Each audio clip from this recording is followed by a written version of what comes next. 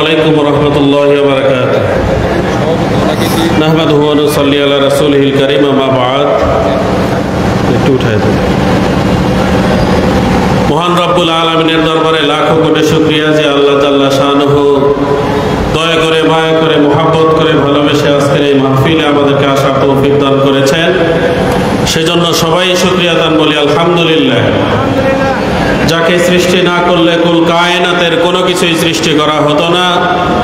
আসমান জমিন আগুন পানি মাটি বাতাস আমি আপনি কোনো কিছুই সৃষ্টি করা হতো না। সেই রাসূলুল্লাহ সাল্লাল্লাহু আলাইহি ওয়াসাল্লামের শানে মনটাকে উজাড় করে দিয়ে একবার বলি সাল্লাল্লাহু আলাইহি ওয়াসাল্লাম।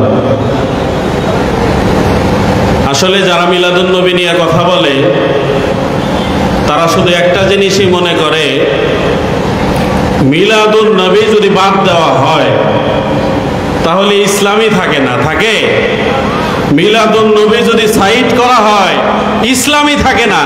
মিলাদুন নবী আছে তো আমার নামাজ আছে, মিলাদুন নবী আছে তো আমার হজ আছে, মিলাদুন নবী আছে তো আমার কালিমা আছে, যা আছে সব কিছু আছে, শুধু মিলাদুন নবীর কারণে। কথা বলুন ঠিক কিনা?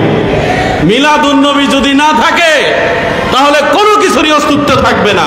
সর্বপ্রথম প্রায়োরিটি দেওয়া উচিত এই মিলাদুন নবী সাল্লাল্লাহু আলাইহি ওয়াসাল্লামের। এই জন্য আপনারা যারা আসছেন, আমরা যারা আসছি, সকলকে মোবারকবাদ জানাচ্ছি। আর মিলাদুন নবী অনুষ্ঠান নিয়ে যে যাই বলুক আমাদের শোনার দরকার নাই। আমরা নবী করিম সাল্লাল্লাহু আলাইহি ওয়াসাল্লামকে ভালোবাসি। হাদিস শরীফের মধ্যে রয়েছে, লা ইউমিনু আহাদুকুম হাত্তা আকুনা আহাব্বা ইলাইহি মিন ওয়ালিদিহি ওয়া ওয়ালাদিহি ওয়ান নাসি আজমাইন।